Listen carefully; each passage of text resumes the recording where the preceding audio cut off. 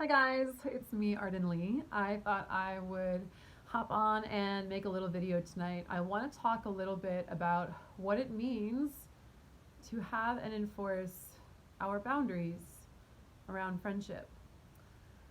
Um,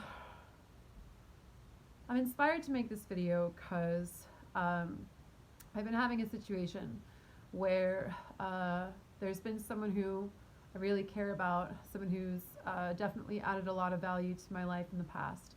And yet they seem to be pretty blind to the impact of their actions and their behavior, and really minimizing that. And I came to a point in the last couple months where I really recognized, you know, if I have to lose someone in order to stay true to the ways that I expect to be treated in a friendship, then so be it. And it sucks. It's really not fun. It's not fun to have to enforce, but it's equally not equally. It's much less fun. It's much more unfun to be in a situation where you are being exposed to mistreatment over and over again just because you care about someone. And this is something that I teach. This is something that I talk about. But I wanted to hop on and I wanted to share a little bit about it tonight because right now in my body I'm really feeling the difficulty of that. And I'm feeling some of the self-doubt that comes up. Like, hey, is this really that important? Hey, is there any way I could be wrong? Is there any way that I could be misinterpreting things? I ask that question over and over. And of course, certainly there's always two sides to the story, to any story. There's multiple sides to any story. But what I realized was that every time this person has attempted to get in touch with me, since things have gone kind of awry, I've noticed that I feel panic. I feel activated. I feel like a panic attack kind of a response. I'm gonna go ahead and say trigger. I I use that word carefully. I prefer to say things like anxious, anxiety, or activation, or I feel my pulse rise. But in this case, I think trigger is an apt word because there was some verbal assault involved, and yeah, I would say that what I was experiencing whenever this person tried to contact me again after some of those incidents was absolutely a mild kind of PTSD flashback to that incident in which I experienced that kind of assault. And you can feel it, you can feel like your blood pressure rise a little bit, you feel that flush, you feel that panic. And I had to look at that. And ultimately, here's what I want to say about this. What I realized was, if my interactions with this person continue to make me fear for my emotional safety, then they're not worth having in my life. And I've got to be really cool with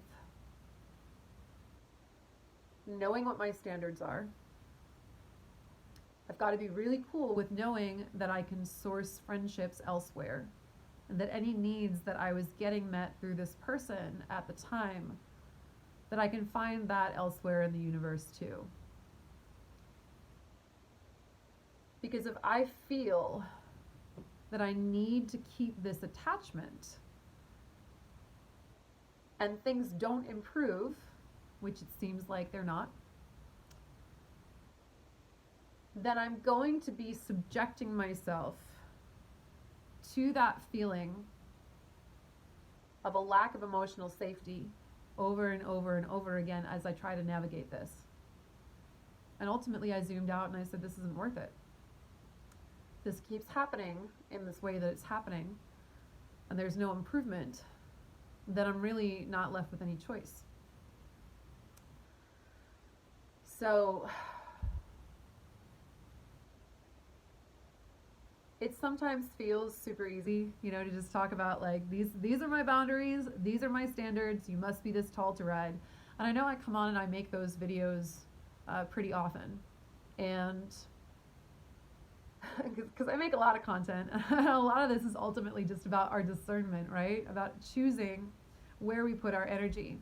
Because so much of the work of repatterning is bringing conscious awareness to our choices, to the reasons we make our choices, and taking our power back and bringing the conscious awareness to the choices we're making based on the outcomes that they will inevitably lead to. And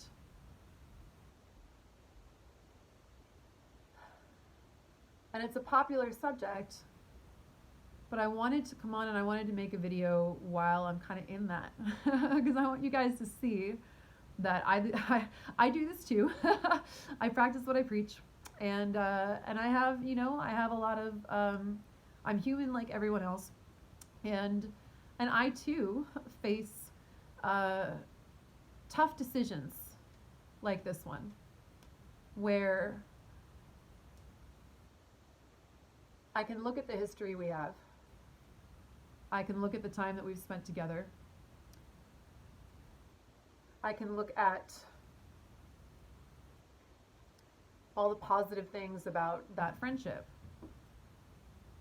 And I can really feel that attachment. I can really feel in my body the way that I want to work that out. And for a long time, I would say that there was even a part of me that felt dependent on this person for some of their guidance and their insight. And it was difficult. And it was really today, that I really felt in my body for the first time. I really felt myself say no in a very real way. I was about to give this person another chance, and and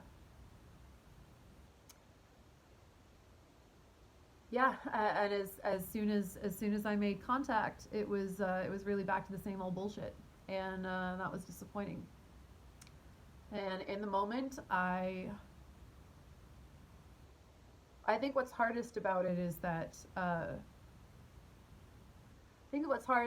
sometimes, and I've had this happen a couple times before, is knowing that the other person really still doesn't understand you, really still doesn't feel the impact of their actions.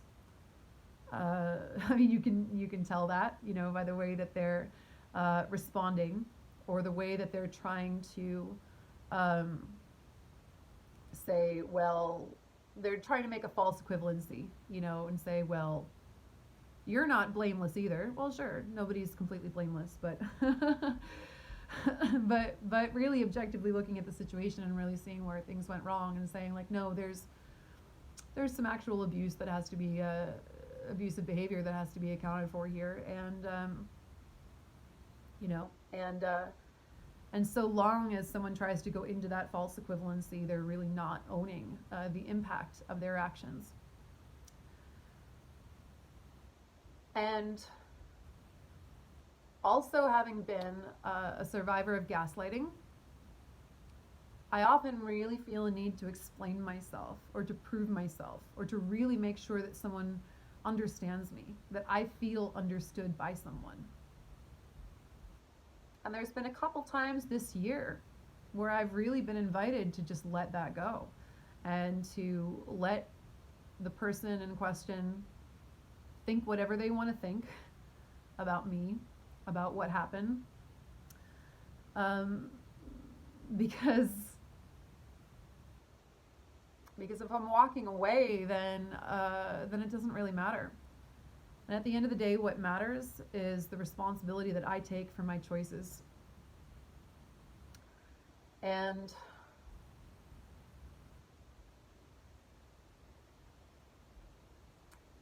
yeah, I made a choice to walk away, even though even though I knew I wasn't being understood, even though there was never that closure, and I don't anymore expect that there will be. I wanted to come on and talk about that from a more personal and heart-centered space tonight, because I just want to say that it's not easy. It's really not easy, especially for someone who has a history of linking feeling understood with feeling safe. But I made a choice tonight that the safer thing for me to do was to just protect myself and protect my energy, and to say I'm not engaging in this conversation while this dynamic is going on, and to remove myself from it. I wanted to come on and make a little video about that because, yeah, it's easy to talk about in theory, right? But I want you guys to know that I walk my talk, practice what I preach, and it sucks sometimes. Sometimes it's real hard.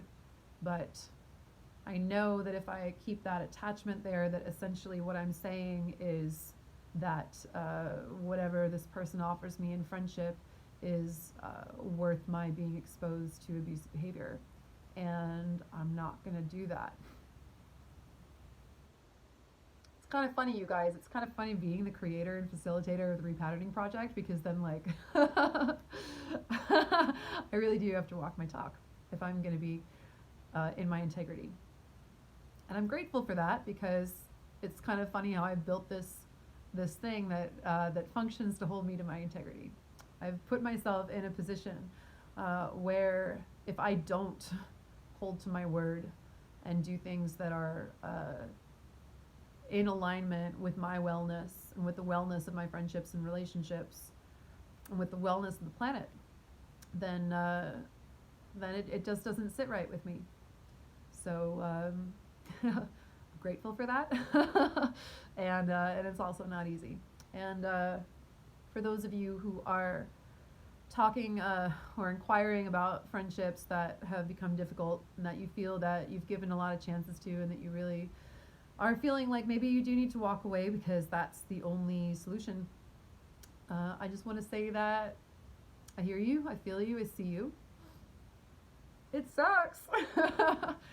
It sucks, but I also feel a lightness because I'm the one protecting myself.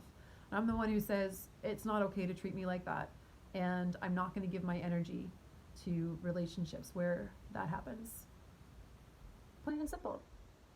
I'm not going to give my energy to relationships where that happens. And that's it. I've drawn up the contract with myself, and now I just live by it, and that's it. Thank you guys. Appreciate you. Hope this was helpful. Just letting you know that yeah, I go through it too. I was going to say it doesn't get any easier, but maybe it does get easier. It gets surer. You feel more certain of your decisions. But I will say it probably doesn't get much less hurtful. Oh well. It's life. But we discern away from that which harms us. And that is how we source our own feelings of safety from within ourselves. Thank you guys. See you next time.